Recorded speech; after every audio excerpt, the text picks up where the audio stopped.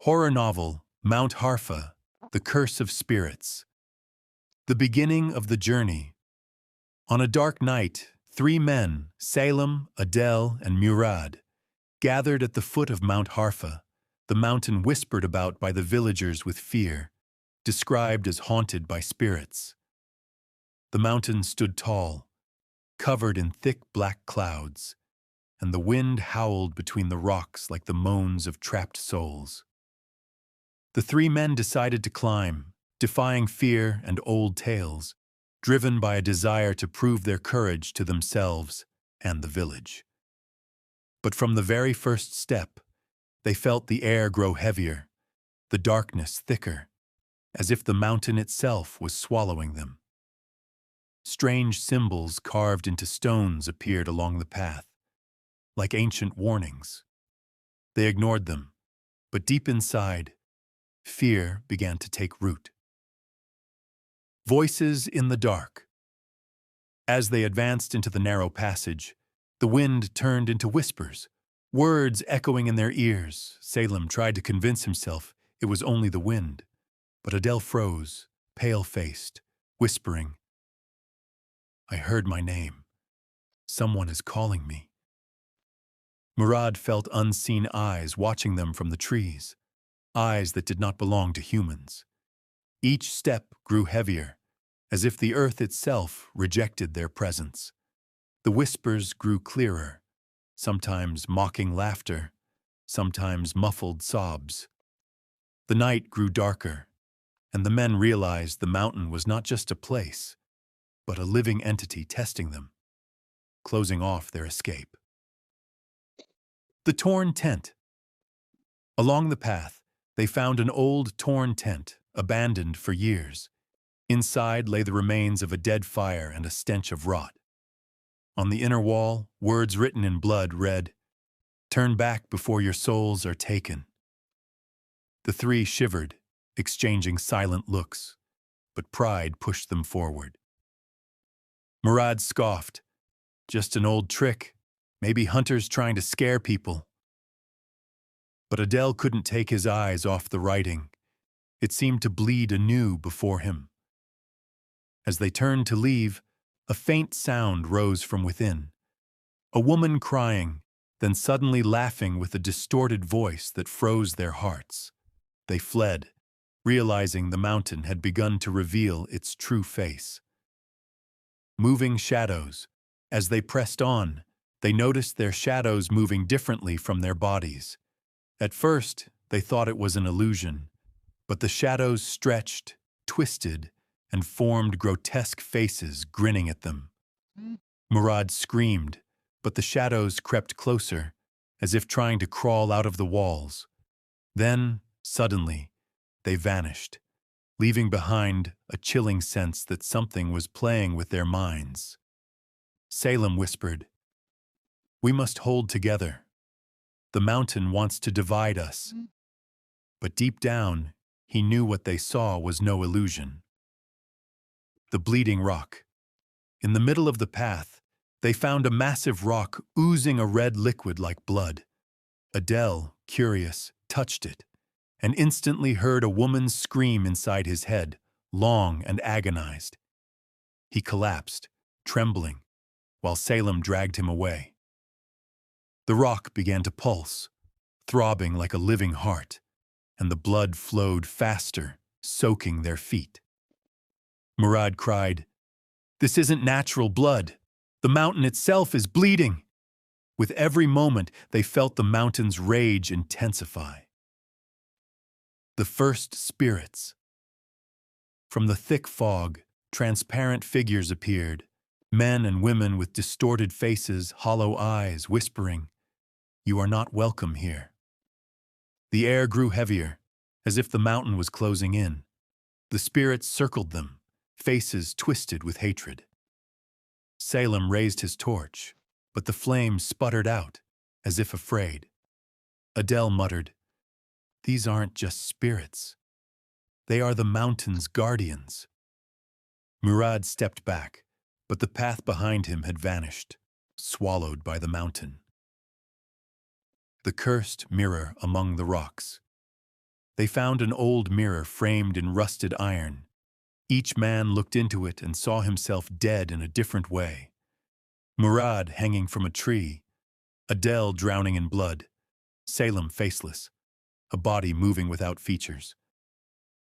The mirror trembled, then shattered, but before breaking they heard a voice. "Your fate is written, there is no escape." Shards scattered, each reflecting their deaths endlessly. The lost path. When they tried to retreat, they discovered the path behind them was gone, swallowed by the mountain. No way back, only forward into the unknown. The fog thickened, and the cries of children echoed around them. But the sounds were twisted, sometimes sharp screams, sometimes mocking laughter. Murad whispered, "The mountain doesn't want us to leave. It's trapping us." Salem urged them onward, though he knew each step led deeper into doom. The cursed tree. Through the fog, a massive tree appeared, its roots wrapped around human skulls. Its branches moved slowly, as if breathing. Salem approached, but a branch shot out like a hand, gripping his leg and leaving a black mark. Adele and Murad fought to free him, cutting branches that grew back stronger. They finally pulled him free, but Salem felt something enter his veins, a curse flowing inside him. The tree groaned, furious at losing its prey, before the fog swallowed it again. The Black Book. On a stone slab lay an ancient book, its cover crusted with dried blood. Adele opened it, finding pages filled with names written in blood, some blurred, others clear. Among them, his own name appeared, followed by the word "lost." He slammed it shut, but the book opened itself, shrieking faintly. Salem whispered, "The mountain knows us now. We are part of its ritual." Murad tried to throw it away, but it clung to the stone, inseparable, as if the mountain refused to release its records. The dark cave. They entered a cave that seemed like the mountain's heart. The walls bled black liquid. The air reeked of death. Each step echoed strangely, as if someone else walked behind them.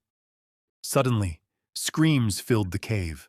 Men, women, children, endless cries of trapped souls. Murad trembled. "This isn't a cave. It's a tomb of spirits."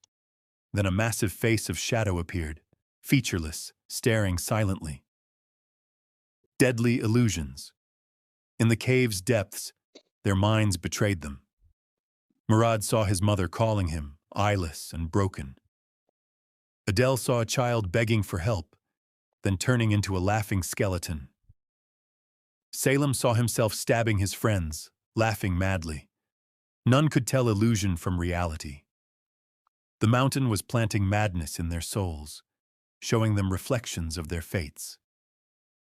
Ancient rituals. In a dark chamber, they found a circle of bones, fire burning at its center without fuel. Spirits appeared, circling them, chanting in shrieks, performing ancient rites. Adele whispered, "They're summoning the master of the mountain."